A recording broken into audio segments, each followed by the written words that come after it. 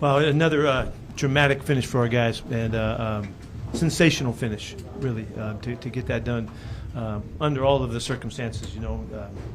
There's a lot of them, and Monday night coming off on the road, early game, all that kind of stuff that usually people talk about had nothing to do with it. And love the way we finished this game, the way the focus of our guys throughout the 60 minutes was exactly as we needed. We went in halftime and got serious about fixing things up, and we made the defense fix some stuff up. We obviously got better on offense at halftime, and then we came out and executed enough to get a win. These wins are so hard. They're so hard, and I thought a lot of guys did cool stuff and all, but look at Geno coming back and playing. Last week it was Drew taking us down the field. Today it was Geno taking us down the field. That has a lot to say with the system and the coaches and what they're getting done with these guys to communicate that well. The last sequence is a cool sequence. It's was it 151 or something like that? 152 or something left. We've got 3 timeouts and a 2-minute warning, and we got 4 downs to make the first down. And that's such a mindset and mentality for our guys, and they know it really well. And we executed beautifully in that situation where you got to wait for be patient to make your plays. And Geno did a great job. Shane did a great job. They communicated fantastic. But I think the focus goes to me as the big guys up front to pass pro that whole time and just keep him off him so that he could make the plays and the guys could make the great catches and the first downs and all that. Jackson's big play, Tyler's big play, and then of course Colby's at the end was fantastic. So it was it's an exciting win for us, and the belief in this locker room is strong.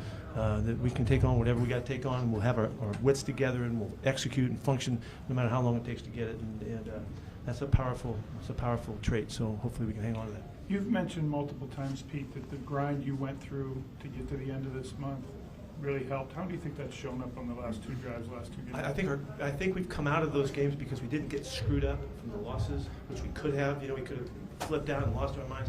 We kept believing that we could get it done, and so the resolve stayed intact, and so that we can utilize all of those difficult experiences and the tough games and the matchups and the great personnel that we went against, and we're better because of it. And so we found a way, and it was slow start today, kind of marred it, but we came in at halftime and we knew that it was our game to go win, and so we got it done again. To have that trio, all 3 receivers going like Tyler, DK, and Jackson, what does that do for an offense when you got 3 guys? Oh, it was. I thought Geno used everybody so well today, and to go to Colby at the end, and something we've been looking forward to doing and we've been working on. Everybody was watching him. Everybody knew it was going to him, and he came through with a great play. It was a great throw, and also a great catch to win it right there.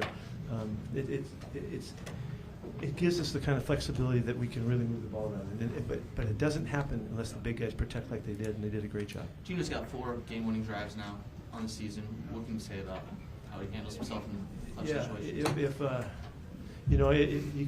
got to be around him to appreciate how the competitive mentality that he has. He's in such a good place. He believes so strongly that it's going to happen and it's going to get done, and his guys are going to come through for him. And that belief, it transfers, it translates to other guys, and they feel it. And so they go through and do what they're supposed to do, and it comes out well. So he's having an enormous impact on these guys just because his mentality is so strong and so consistent. 7 sacks today, I think, 2 on the last drive. Just how big was your pass? Yeah, we came in to rush the passer. That was the focal point, and we got that done right from the beginning and all the way to the end. I think Maffei and Dre in the last drive right there. But the guys rushed hard all day long. If you look at the last 2 weeks, the formula has kind of been similar, not one that we're in love with, but it happened where they didn't throw the ball for a lot of yards, but they ran the ball pretty well. And it's a little different, cockeyed from where we generally try to put ourselves in that position. But it's happened where they're not getting much in the throwing game, and we're doing a really nice job on the back end and all that. Oh, I almost forgot. The hit of a career happened today for Reek, and he hit the guy so hard, I think he thought he must be hurt, and so he had to come back to his wits, and he popped up and he was ready to go again. But that hit right there, that ends the game. It was because he knocked the guy back. It was a fantastic moment to finish. It's just as dramatic as Julian's interception last week. I thought that was the game-ending play right there, the walk-off play. I was really fired up for him. To experience that and realize you can hit somebody that hard and it's okay. He's okay with it? He's fine. Julian loved to come back after not being here all week, just the way he performed under those circumstances. anybody that's been through it, has the babies, and this was as challenging for Julia as could have been. It took him days and days to get through the process. I know he wasn't well rested, but he got through it anyway and did a great job. There was not a guy in our locker room that would worry about him one bit. He would be able to pull it off, and he did a fantastic job. Speaking of recount, how did you sort of handle last week, not starting and all that, and then coming back today and starting and making that play? Well, I need to look at film, but I like that he's taking the challenge. Physically speaking, do you feel like Geno was all the way back now?